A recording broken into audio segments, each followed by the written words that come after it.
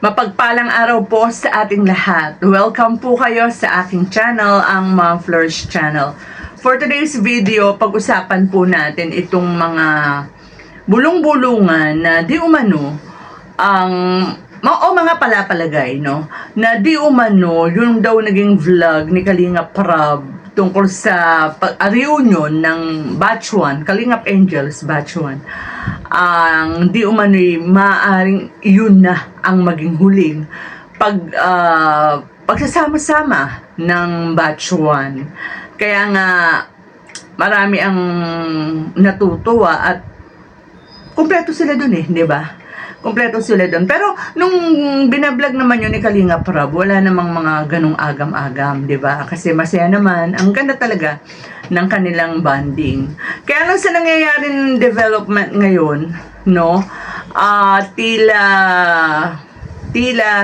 hindi magkakabula ang mga opinion ng marami. Pero still hoping tayo na wag naman sana. Pero kanina sa mga yun nga yung sinasabi kong bulong-bulungan, iniintay na lamang daw ang pasya ni Kalingap Rab dahil tila nakapag-desisyon na ang mga magulang ng girl at sinabi di umano ng mother niya na yun na nagpapaalam na hihiwalay na talaga o aalis na nga ang batang ito, no? So actually ako nung huling vlog ni Kalingap Rab sa kanilang dalawa, no, natuwa talaga ako natuwa ako kasi akala ko okay na kumbaga hindi man maibalik sa dati. Ako hindi naman ako maasa na mababalik na sa dati, pero at least kumbaga matitigil na yung mga mga batuhan ng mga iba't ibang mga kung ano-anong mga issue. Kaya lang medyo nalungkot ako, nadismaya ako kasi nga na meron siya kasing post na parang napaisip ako sabi niya yung tahasan niyang sinusuportahan yung dalawang Kalingap partner na umalis, no? Yung umalis sa Kalingap, meron siyang meron siyang word na kung ano't ano man ang mangyayari ay susuportahan niya nga raw tong mga umalis na ito sa Kalingap.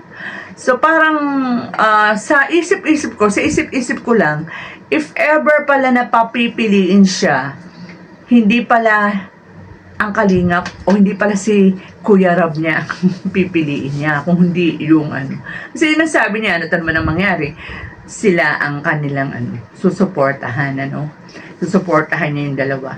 But yun kasi yung opinion niya, so igalang natin yun, no? So kung totoo man itong wala pa naman kasing sinasabi si Kalingap Rab, kung totoo man itong mga napapakinggan natin, yung mga bulong-bulungan na naririnig natin, siguro ako sa akin sa aking opinion, maganda na rin siguro yung ganun. Baka mas matatahimik ang community ng Kalingap kung hahayaan na natin siya kung saan man niya gusto. Kasi parang kahit doon sa reunion, although nakikita nating masaya siya, pero ewan ko, parang nakukulangan ako. Iba pa rin yung especially nung parang open forum sila or parang ini-interview sa ni Kalingap Rab. Parang siya parang uneasy siya, di ba? So medyo bumalik na lang yung parang niya, saya niya nung naliligo na sila. Pero yun nga, tulad ng sinasabi ko, kung ako si Kalingap Rab at si Kuya Val, hayaan na natin kung saan masaya yung bata.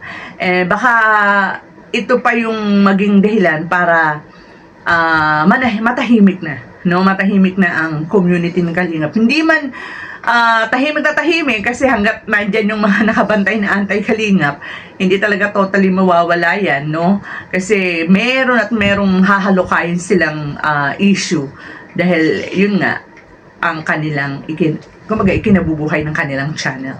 So, and noon ngang kagabi, nung sinasabi ni Kalingap Rab na wala nga yun, yung dahilan nga ng hindi pagkakasama sa kanila dahil nga sa pagkakasakit.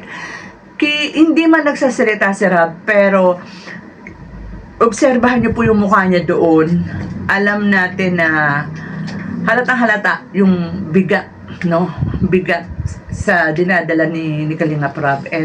Pero ganun pa man, kahit alam natin mabigat ang loob ni Kalinga Prab at nalulungkot siya, hindi mo siya kakakitaan ng kahit na anong parang pagkainis, di ba? Kasi sabi nga niya, nang nalaman nila o nung sinabi sa kanila, yung mismong araw na, no?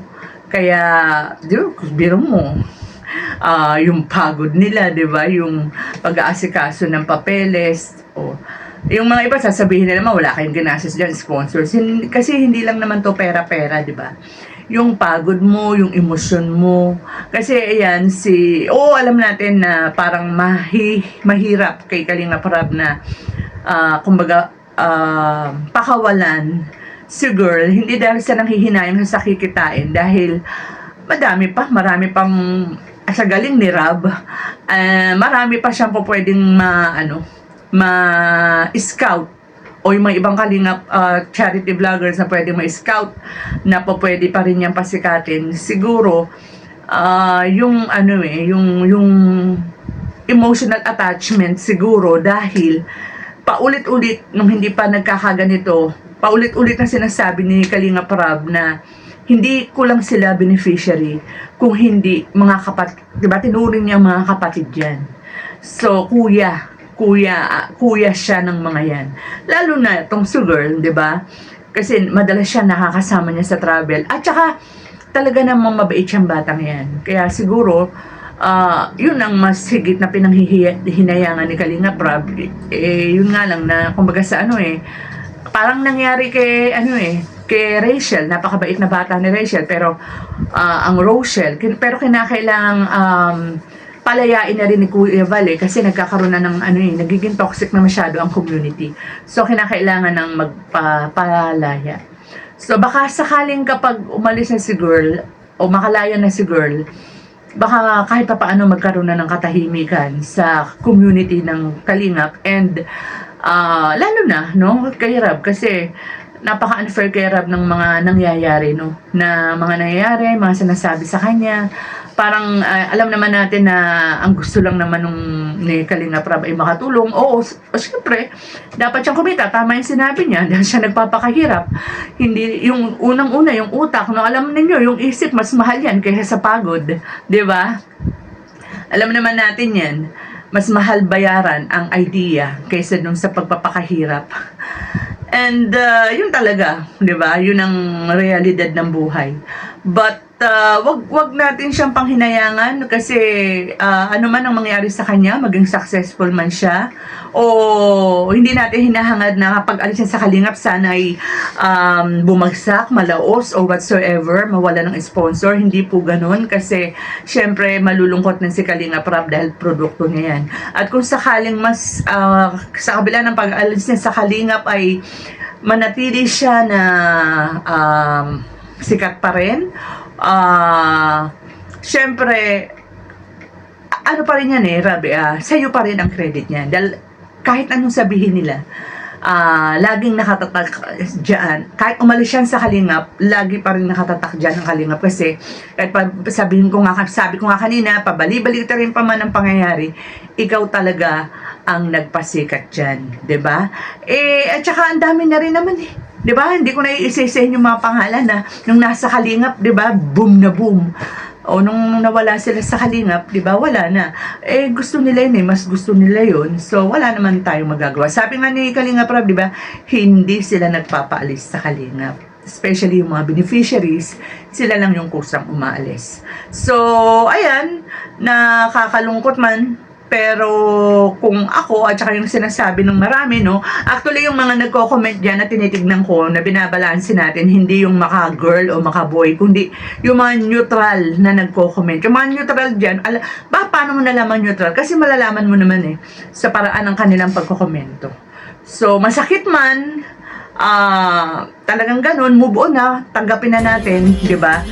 So, ayun lang po ang aking opinion, mga kalingap. Sana po ay pakilike lang kung nagustuhan ninyo ang ating munting usapan. At kung hindi pa po kayo nakakapag-subscribe, pakisubscribe po. Maraming po salamat. Mag-ingat po tayong lahat and God bless.